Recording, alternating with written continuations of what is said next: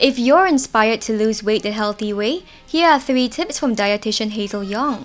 Tip number 1. Restrict the intake of fatty and sugary foods. If you're trying to lose weight, the first thing that you want to do is to limit the intake of fatty foods, sugary foods, and also increasing the fiber content in your diet.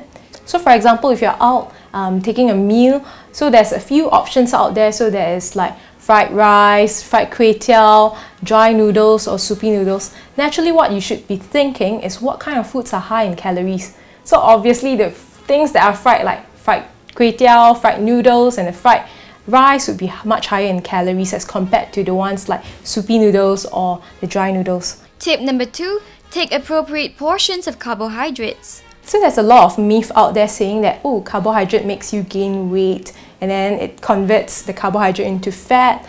So if you're talking about excessive amount of carbohydrate intake such as rice, noodles, breads or biscuits, yes, you're definitely going to gain weight because of the calorie imbalance. You're taking more than what you're using up.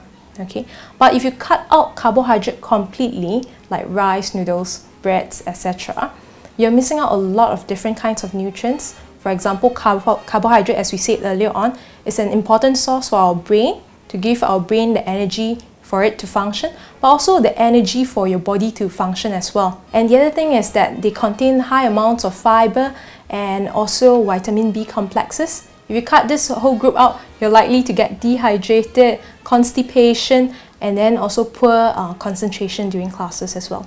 Tip number 3. Remember quality, quantity and frequency, especially for snacks.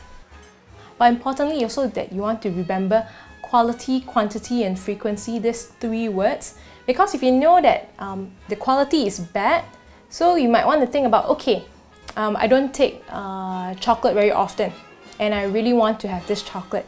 So what you can do is to cut down the portion. So instead of taking 1 big bar of chocolate, can you change it to 1 small little bar of a chocolate?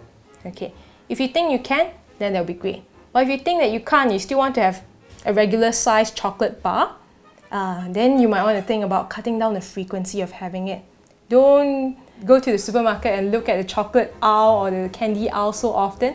Then it may not trigger your desire for chocolates. Watch our other clips to learn about the dangers of extreme diets.